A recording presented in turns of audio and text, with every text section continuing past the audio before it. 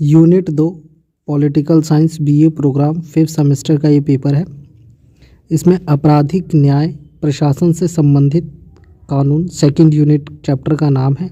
इससे रिलेटेड जो प्रश्न आएगा, इसमें प्रश्न बनता है अपराधों के प्रकार, संज्ञानात्मक और गैर संज्ञानात्मक से रिलेटेड प्रश्न बनेगा।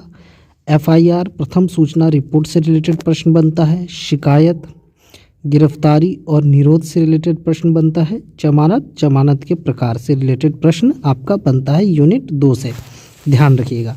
तो इस वीडियो में हम यूनिट 2 के चर्चा करने जा रहे हैं। वीडियो के साथ नया है तो लाइक शेयर सब्सक्राइब जरूर कीजिए, चैनल के साथ बने रहिए। हम पूरे डिटेल में इस चैप्टर को, इस इकाई को करवाने जा रहे हैं। सबसे पहले आप परिचय में क्या लिखेंगे? अगर आपका प्रश्न आपराधिक प्रकारों से रिलेटेड है, संज्ञानात्मक या गैर संज्ञानात्मक से रिलेटेड है या फिर जमानत से रिलेटेड है, तो आप परिचय सब में सामान्य ही लिखेंगे। ध्यान रखिए, प्रश्न जो आपका आता है, प्रत्येक समाज में आपराधिक न्याय प्रणाली उन कानूनों से बनी होती है जो अपराधों और प्रशासन की प्रक्रिया में के प्रति समाज की प्रतिक्रिया से संबंधित है। कहने का मतलब ये है कि हर समाज में अपराधों के लिए एक न्याय प्रणाली बनाई गई है।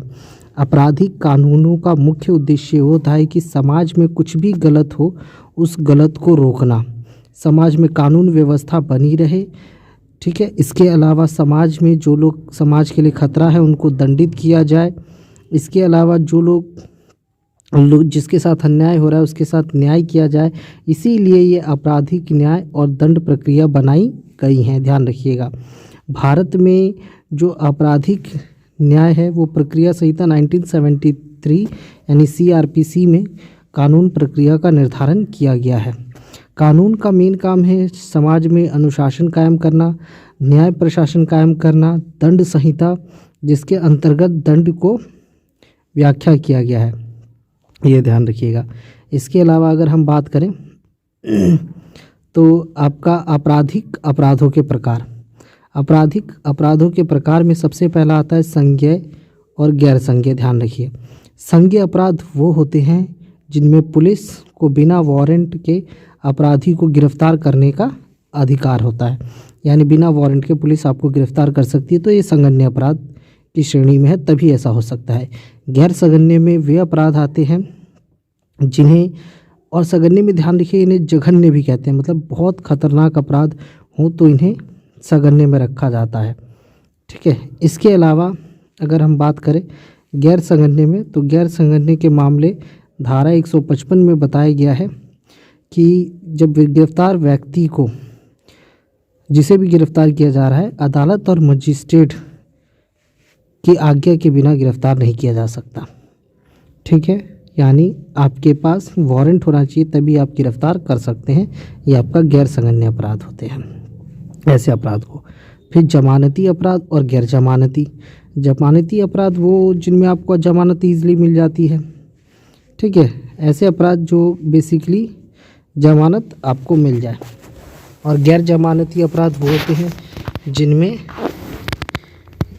जमानत आपको नहीं दी जा सकती, कोर्ट में पेश होने के बाद भी आपको जमानत नहीं मिलती, गैर जमानती अपराध होते हैं। शमनीय अपराध और अशमनीय अपराध, ये भी अपराध के प्रकार हैं, ध्यान रखिएगा। अगर हम बात करें तो शमनीय अपराधों की श्रेणी में अगर मैं बात करूं, शमनीय अपराध जो क्षमा किया जा सकता है, मतलब दोनों पक्षों में आपस में बैठ के समझौता हो जाए तो वो शमनीय अपराध है। और कुछ ऐसे मामले होते हैं जिनमें वे अशमनीय अपराध होते हैं, जिनमें आप चाहें भी तब भी आप बैठकर आपस में समझौता नहीं कर सकते हैं, मतलब मामले को निपटाने के लिए कोर्ट के बाहर मामला नहीं निपटेगा, तो वो अशमनीय अपराध की श्रेणी में आ जाता है बेसिकली। ठीक है ना, अब कोई मर्डर केस हो जाए और उसमें आप कहें कि हम पार्टी से डील कर लेते हैं, पैसा दे के समझौता कर लेते हैं, तो ऐसा नहीं होगा, तो वो गैर शमनीय अपराध है। एफआईआर की अगर मैं बात करूं, प्रथम सूचना रिपोर्ट आप सभी जानते हैं कि किसी भी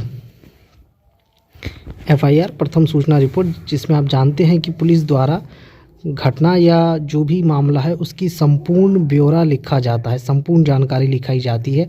पूरी शिकायत जो शुरू से लेके आखिरी तक की घटना को क्रम वाइज लिखा जाता है। मौखिक को लिखित रूप में पेश किया जाता है कोर्ट में एक चार्जशीट बना के, इसी को एफआईआर कहते हैं, जिसमें सूचना की एक एक जानकारी विवरण दी जाती है। ये ध्यान रखिएगा। एफआईआर कौन दर्ज करा सकता है? कोई भी दर्ज करवा सकता है। वो व्यक्ति जिसके ऊपर वो घटना घटित हुई है वो, या उसके बिहाफ पर कोई और व्यक्ति भी एफआईआर दर्ज करवा सकता है। एफआईआर दर्ज करने की जो प्रक्रिया है अगर हम बात करें तो धारा 154 में इसका दिया गया है कि जो भी आप एफआईआर लिखवा रहे हैं या कोई अन्य व्यक्ति भी लिखवा रहा है तो मौखिक रूप से पुलिस थाने में जाके प्रभारी से शिकायत दर्ज करा के ही करवाएगा। मतलब एसएचओ वगैरह ये लोग लिखते हैं। एफआईआर की विषय वस्तु में बताएं, तारीख, समय, स्थान, ये सब अनिवार्य है, ये ध्यान रखिए। शिकायतकर्ता, आरोपी का नाम, पता, फ़ोन नंबर सब होना चाहिए। तारीख, समय, स्थान सब शामिल होना चाहिए। और उसमें ये भी डालना होता है कि ये सगन्य है, गैर सगन्य अपराध है, जमानती है, गैर जमानती है। ये सब चीज़ें आपको पुलिस वाले उसमें लिखते हैं बाकायदा। इसके अलावा पुलिस द्वारा अगर एफआईआर दर्ज करने से इनकार करने के मामले में व्यक्ति डायरेक्ट कोर्ट जा सकता है। तो कोर्ट जाके अपनी बात कह सकता है कि अगर भाई पुलिस अगर नहीं लिख रही है। शिकायत और एफआईआर में फ़र्क होता है, ध्यान रखिएगा। शिकायत शब्द एफआईआर के रूप में गलत समझा जाता है। शिकायत शब्द का मतलब होता है पीड़ित द्वारा मजिस्ट्रेट को लिखित या मौखिक रूप से जब शिकायत की जाती है तो वो आपका शिकायत है। शिकायत को दोनों प्रकार के अपराधों में दर्ज किया जा सकता है, गैर संगन्य भी, संगन्य भी। शिकायत आपराधिक कानूनों को निर्धारित नहीं करती है। पुलिस इस मामले में जांच तब नहीं कर सकती जब तक कि अदालत द्वारा ऐसा करने का निर्देश नहीं दिया जाता। ध्यान रखिए शिकायत का। गिरफ्तारी से रिलेटेड प्रश्न नहीं के बराबर ही आते हैं, तो इनके आप ध्यान ना दें क्योंकि बहुत बड़ा सिलेबस है। वैसे भी मेरे हिसाब से आप सिर्फ आपराधिक प्रकारों पे ध्यान दें तो वहाँ से आपका ये मामला काफ़ी हो जाएगा, प्रश्न आपका बेहतर हो जाएगा। ठीक है, ये ध्यान रखिए।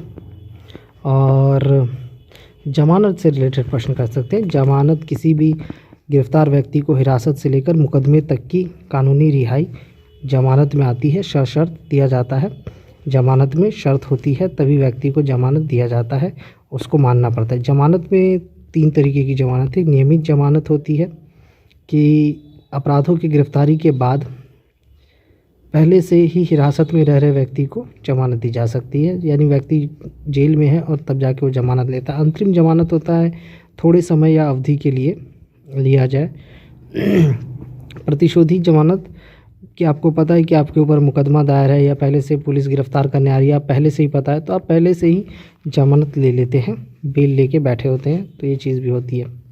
जमानत में देखो एक तो कुछ विशेष स्थितियों के अधीन आता है और एक निश्चित के साथ होता है। मतलब आमतौर पे मामले जैसे पुलिस वगैरह है तो जब जमानत मिलती है तो ये जांच कर लिया जाता है कि किस आधार पे जमानत मांगा जा रहा है। कई लोग पारिवारिक कह सकते हैं कि वित्तीय पारिवारिक समस्याओं को लेकर जमानत मांगते हैं। जमानत में बाकायदा एक जमानत राशि रखनी होती है और जो भी कोर्ट शर्त देगा उसको मानना पड़ता है। तो ये आपका यूनिट 2 से रिलेटेड प्रश्न है। किसी भी तरीके का प्रश्न आएगा, मोस्टली आपराधिक और आपराधिक प्रकारों से रिलेटेड प्रश्न ज़्यादा पूछता है। जमानत क्या है, जमानत की शर्तें वगैरह पूछ सकता है। एफआईआर और शिकायत में क्या अंतर है, यही 2 या 3 प्रश्न पूछ सकते हैं इसमें से। आप ध्यान रखिए इकाई 2 का ये पूरा वीडियो है। और कमेंट सेक्शन में कमेंट ज़रूर करें, ज़्यादा से ज़्यादा लाइक शेयर सब्सक्राइब ज़्यादा से ज़्यादा करें, चैनल को आगे फॉरवर्ड करें जिनके पास भी ये सब्जेक्ट है, और कृपया चैनल के साथ बने रहें। इसके अतिरिक्त मैं यही कहूँगा आगे की वीडियोस भी मैं एग्ज़ाम से पहले आपको जल्द से जल्द हम प्रोवाइड करा देंगे। चैनल के साथ बने रहिए और सब्सक्राइब चैनल को ज़रूर करें, शेयर ज़्यादा से ज़्यादा करें। धन्यवाद। बेल आइकन ज़रूर दबाएं, ये ज़रूर ध्यान रखिए। धन्यवाद। ये सेकंड यूनिट आपका यहाँ कंप्लीट होता है। धन्यवाद।